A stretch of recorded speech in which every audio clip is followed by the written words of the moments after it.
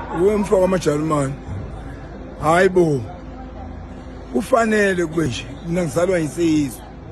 Ngizalwa itingi nonegoba amadolo phansi kwahlazakazi. Uvakuza kabulawayo. Usiqobane esahla msuthu egejini wathako. Wadako. Uzandla ezinhle eziphathela abantwana basematheni.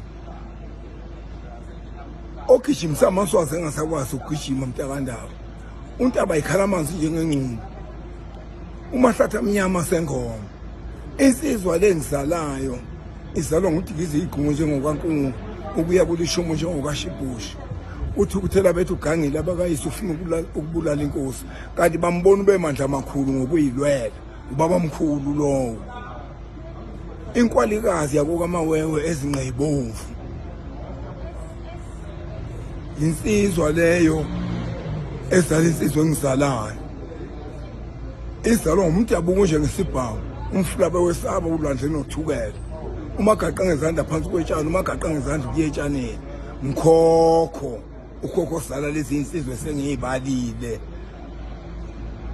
Nake ngeke ngazi ukuthi bawungikhona kanjani ngoba ngifika le ndebe amaphusha. Ushayisa abantu ngo-level okudela ukuthwala. Uhudu kwasayini uqolotha kamango umango ongadliwa nkomo.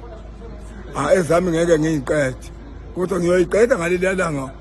Uyabona nje ngoba nginje sengiyalulama. Ngiyaphambili la ngiyakhona. Angiye emva. Ngeke sibilahle ubukhosi bethu. Inkosi ngeke siyilahle thina. Ngiyethu inkosi. Nabesilo. Nabesilo khululekani. Insizwa ivukile uthulile.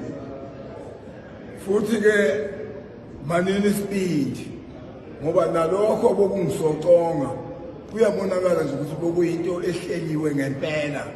Lokho ngendlela ukuthi ngeke kuthi imoto esihamba ngazo zombili zishayisane zombili. Lokho kusho khona ukuthi bokukhona udaba oluhlelile.